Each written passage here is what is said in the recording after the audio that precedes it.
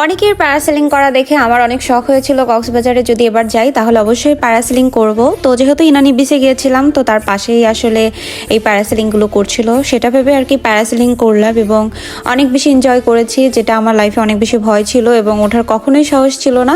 সেটা জিকো আর মিমির সহযোগিতায় আর কি ওঠা হলো। ওয়ান কাইন্ড অফ একটা ভালো একটা এক্সপিরিয়েন্স হলো। আমি নেক্সট টাইম উঠলে অনেক বেশি ফিল নিয়ে আমি এটাতে ঘুরতে পারবো। তো আমাদের প্যারাসেলিং করা শেষ, আজকে আমরা চলে যাচ্ছি ঢাকা। আজকে আমাদের কক্সবাজার ট্যুরের লাস্ট ডে। সো এখান থেকে ঘুরে আমরা হোটেলে ফিরে এসেছি, কারণ আমরা দুপুরের খাবারটা এখনও খাই নাই, কিন্তু ফিরতে ফিরতে আমাদের 5টা বেজে গিয়েছে। আর রাতে যেহেতু 10টায় আমাদের বাস, ভাবলাম আমরা হালকা পাতলা কিছু একটা খেয়ে আমাদের কেনাকাটা যা আছে সেগুলো করে এসে তারপরে রাতের ডিনারটা কমপ্লিট করে আমরা রওনা দিব। তো এখানে আমরা স্যুপ অর্ডার করেছি এবং তার সাথে অর্ডার করেছিলাম নুডলস। তো স্যুপটা খেয়েই মনে হচ্ছিল যে আর কোনো কিছু খেতে পারবো না, নুডলসটা আমাদের জন্য অনেক বেশি হয়ে গেছে। তো যাই হোক, যেহেতু নেওয়া হয়েছে কিছু করার নেই, এখানে আমাদেরকে খেতেই হবে। তা আমি মিমিদেরকে সবাইকে সার্ভ করে দিচ্ছিলাম আর এখানে আমাদের ভিডিওটাও করা হচ্ছিল।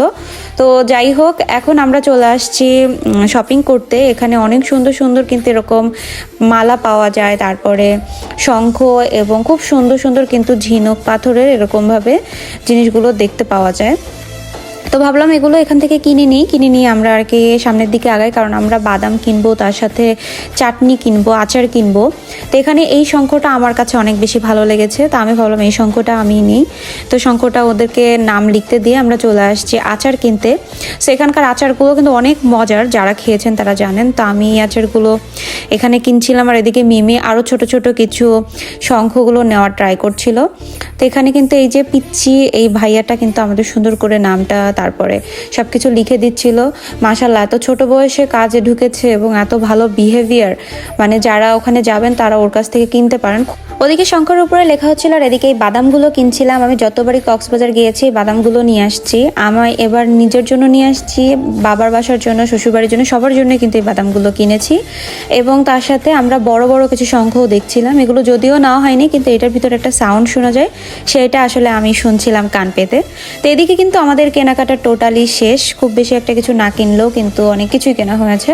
সো যাই হোক, এখন এখান থেকে আমরা চলে আসছি বাস স্ট্যান্ডে এবং আমরা যেহেতু স্লিপার কোচে যাব সেই কারণে আসলে আমরা সব কিছু উপরের দিকে দিচ্ছিলাম। আমরা কিন্তু কক্সবাজার যখন এসেছিলাম তখন নিচের সিটে এসেছি এবং এখন ঢাকায় ব্যাক করার সময় ওপরের সিটে করে যাচ্ছি। আমি আসলে দুইটারই এক্সপিরিয়েন্স নিতে চাচ্ছিলাম যে পরবর্তীতে আসলে কোন সিটটা নিলে বেটার হবে সেই কারণে। কিন্তু খুবই অড সিচুয়েশন, আমি তো উপরেই উঠতে পারছিলাম না, এই যে দেখতেই পাচ্ছেন। তারপরে কষ্ট করে যাই হোক উঠলাম, কিন্তু খুবই বোরিং পুরোটা রাস্তা। আমার বমি বমি ফিল হয়েছে এবং উপরে একদমই ঘুমানো যায় না, কারণ রাস্তায় যখন গাড়ি চলে তখন এদিক ওদিক হলেও কেমন জানি মনে হয় যে উঁচু নিচু হচ্ছে, পড়ে যাব এরকম। এবং উপরের সিটে বসাটা আসলে খুবই টাফ।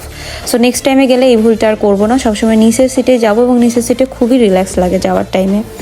তো এখানে আমাদের সব জিনিসগুলো এপাশ ওপাশ করে আমরা নিচ্ছিলাম আর মিমি এই সিঙ্গেল সিটে বসেছে এবং এটা মনে হচ্ছিলো যে কখন না কখন যেন ঘুমের মাঝখানে পড়ে যায়। মিমিও ভয় পাচ্ছিল। তো ওভারঅল আমরা রাতের ডিনার করে উঠছি, কিন্তু সারাটা রাত যেহেতু ঘুমাতে পারিনি, আমার কাছে আসার জার্নিটা খুব বেশি বোরিং লাগছে। আর এদিকে বাসের লোকগুলো সব আমাদের চেক করে আমরা মোটামুটি ঘুমানোর জন্য প্রিপারেশন নিয়ে নিয়েছি, বাট ঘুমাতে পারিনি। পরবর্তী কুমিল্লা হোটেলে এসে একটু ফ্রেশ হয়ে আমরা পুরো রাস্তা জেগেই ছিলাম। তো এই ছিল আজকের ব্লগ এবং আজকের ভিডিও। সবাই ভালো থাকবেন, সুস্থ থাকবেন, আল্লাহ হাফেজ।